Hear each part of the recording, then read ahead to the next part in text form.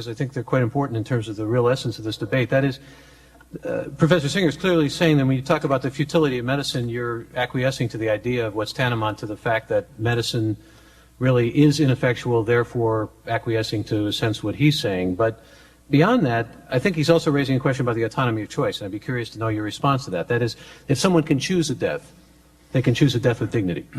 And since you have made dignity the centerpiece of a lot of your argument, what about that notion that having your own autonomy to die in a dignified way is a death with dignity that you can choose? I think on the fertility issue, I think my point is that is the context in which you then have that conversation, whether it's about PVS, whether it's about anencephaly. I've never heard anyone suggest an anencephalic can live for 40 years before. This is, I mean, we'd have to have some physicians in the conversation to tease this out. But it seems to me that the principle here, I mean, there are immensely difficult situations in which we decide, do we treat, do we not treat, do we withdraw treatment because it isn't working? I mean, what are the parameters on which we begin and withdraw treatment? And these are very legitimate discussions in which, in a clinical context, we will have a very complex conversation. I think that is a proper conversation to have.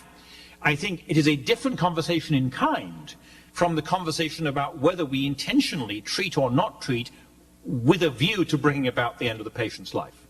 And I think that principial distinction is it's part of the wall that divides civilization from barbarism. It's that important. Even if in individual cases, it may be very complex putting together the pieces of the conversation.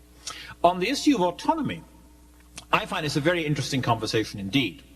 Because the claim is made, it's made very loosely and believed by many people, that if we are to respect the autonomy of the individual, therefore we should allow euthanasia. It seems obvious, doesn't it?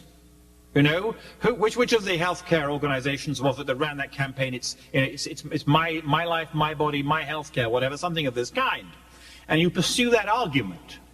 And you end up with the notion, and Dr. Singer says this, I mean, who are we to override the wishes of people who want to do A or B or C?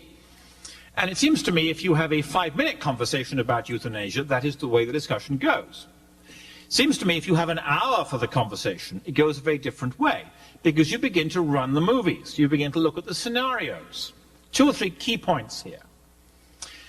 One is, if you actually have a euthanasia regime in law in this country, one of the most immediate impacts it would have would be on health insurance.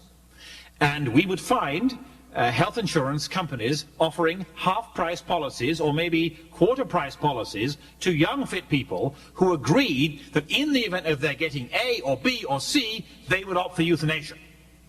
Autonomy, freedom, their choice. So if you're a low-wage earner,